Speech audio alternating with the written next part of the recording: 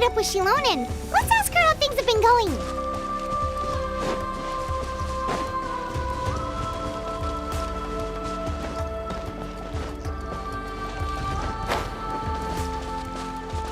Behold!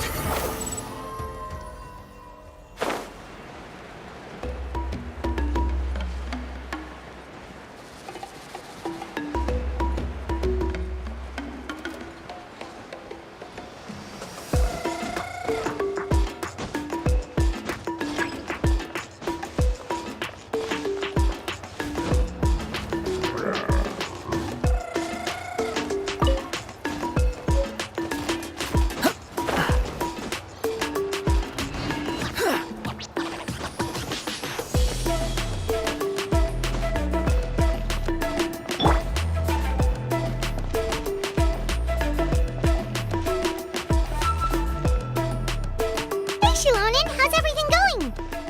Oh, hi, Traveler and Paimon. I have bad news. Lolly did not reply to our request, although I suppose I'm not too surprised. Huh? You mean she didn't even bother to give Kenichi a response? Guess she really does have quite the ego then. Yeah, well, she can be also quite eccentric, though she's one of the most gifted people around. Even the Masters of the Nightwind often struggle to work with her. My guess is that she probably has other reasons for not deigning us with a response. But let's go to the stadium and see if we can meet her there. If we do get a chance to talk to her in person, we can still try to work something out. That's true. Let's go!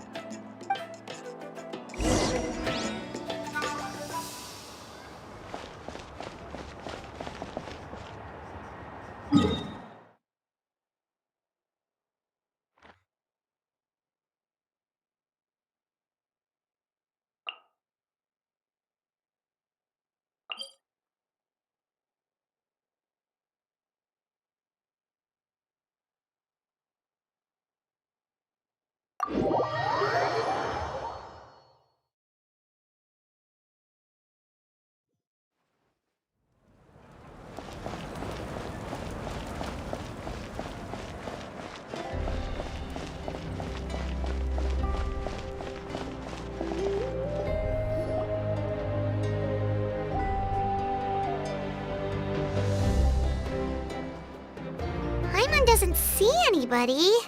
Seems she's just not gonna show up, huh?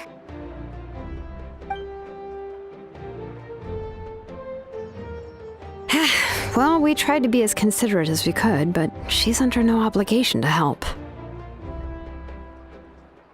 That might be true, but this is still a request from the Pyro Archon, right? Shouldn't a subject always answer the call of their Archon?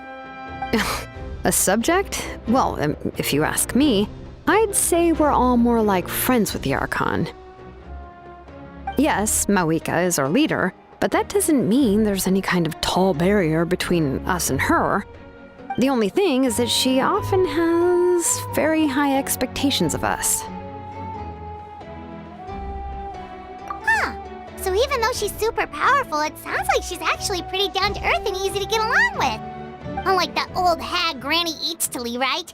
Does she think she can ignore us just because she's famous? You all talk about her like she's some kind of huge deal, but she didn't even bother to reply to our letter! Seriously, if she didn't want to come, she could at least let us know. If that's what aging does to you, Paimon never wants to get old. Oh, really? So, that's how you see me? Who's there? Who's talking next to Paimon? Oh, don't mind me. I'm just a disgruntled old hag, right? Come on, relax. I'm sure my bark's worse than my bite. Huh? Lolly. Wait, you're Lolly? You're Granny Eatstily? Yes, Granny Eatstly. But emphasis on Eatstly, not Granny. You must know this trope from light novels, surely. They use it all the time. The young man who's actually the oldest person in the room. The girl next door who turns out to be a seasoned veteran.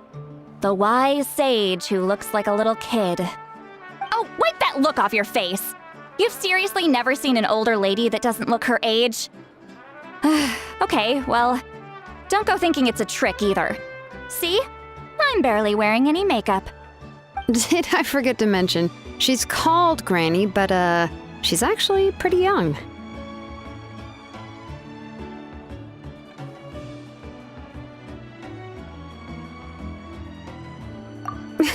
It was an honest mistake. I guess we've just gotten used to it. I'm sorry.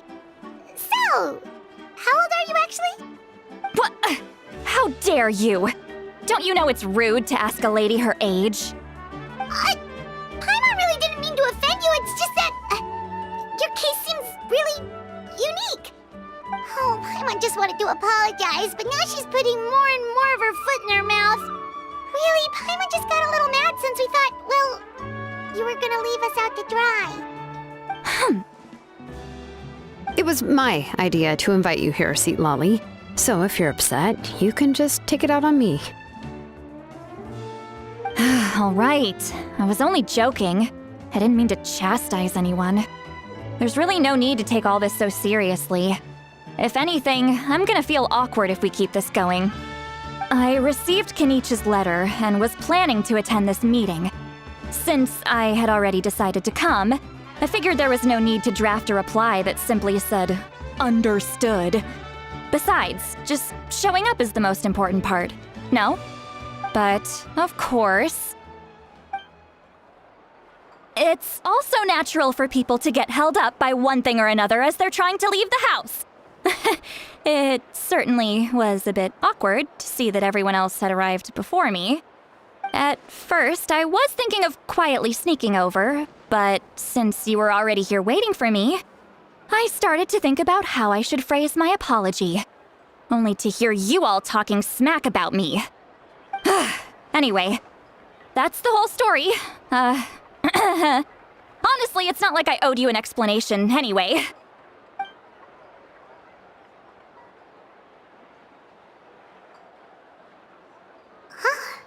What's with that expression? Was she feeling embarrassed just now?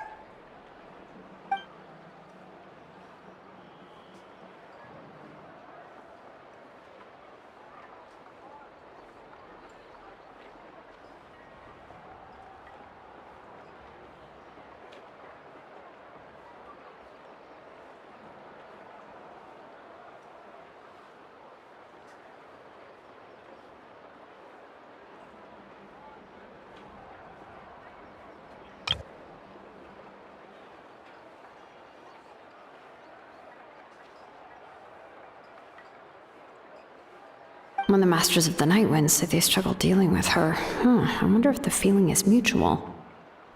She seems to be pretty awkward herself. Everything she does and says seems a little forced.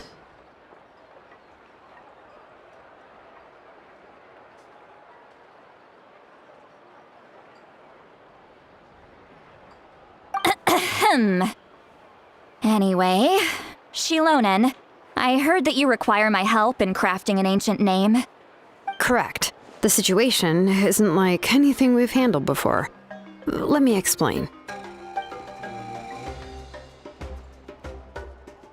I see. So Mauika has asked you to forge an ancient name for an Outlander.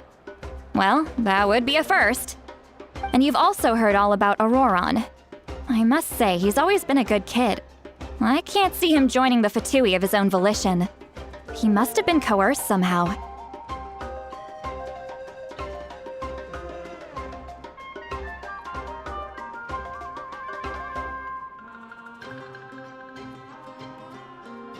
Yeah, that's what we came here to ask you. We'll help bring Auroron back if you help us solve the problems of forging the ancient name. What do you think? I suppose I'll just call you Traveler for now. Traveler, come here. Let me take a good look at you.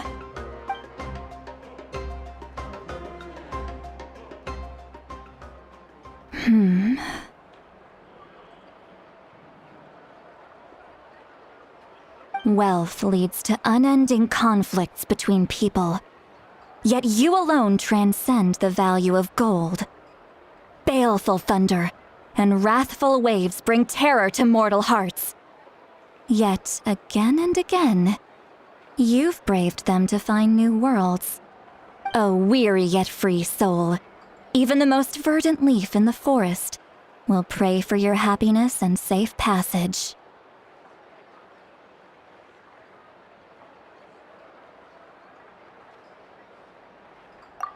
Those are all the things that I could see in you.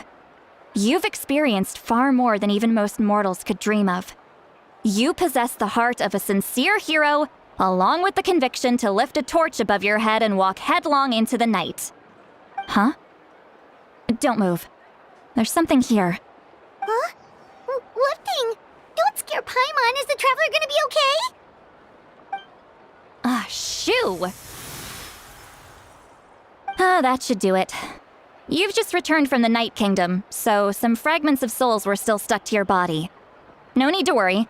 I've just cleared out the last of them. Isn't that kinda like having part of a ghost come back with you? It's nothing as serious as that. If left unattended, the most it could do is stir up some chaos in your mind, and generally worsen your mood. Well, in that case, better to get rid of them.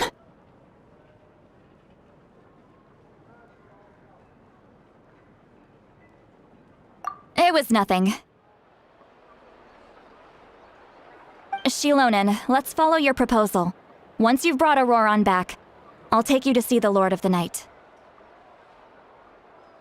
The Lord of the Night? But don't we need to talk to the Wyab of the tribes? Something this important is beyond their jurisdiction.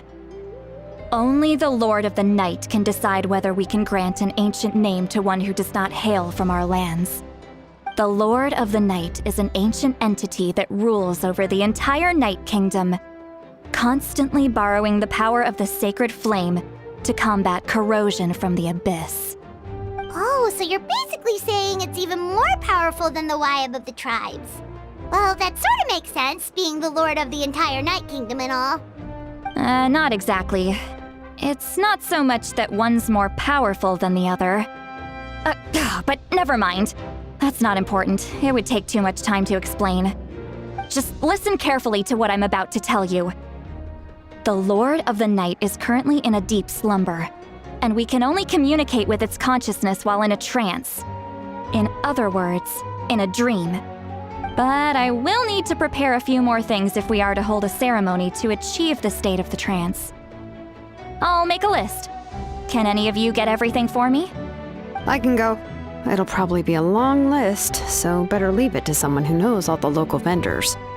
Sounds good. Then we'll go with St. Lolly to track down Auroron. Phew, the Fatui are nothing to scoff at, so please, be careful during your investigation. If you need any help, just come find me. Yep, we'll be sure to play it safe.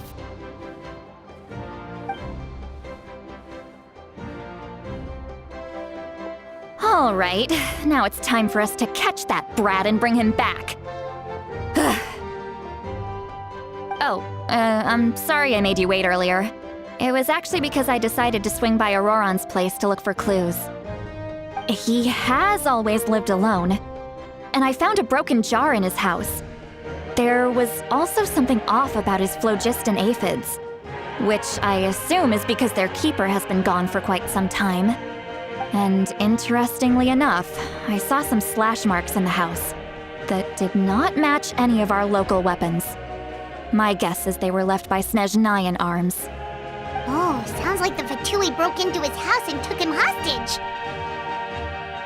But why would they kidnap a kid who just spends his days living in the country and raising aphids? He's only in his 20s. What would they want with him? That's not to say that I believe he's totally innocent, of course. Since he's the only one who was kidnapped out of everyone in Natlan, he must have done something to attract their attention. In any case, we'll get to the bottom of this once we manage to get him back here. I'm truly sorry to put you two through all this trouble with me. But please help me get him back. You can count on us! All right, then let's start by heading to where Auroron was seen last.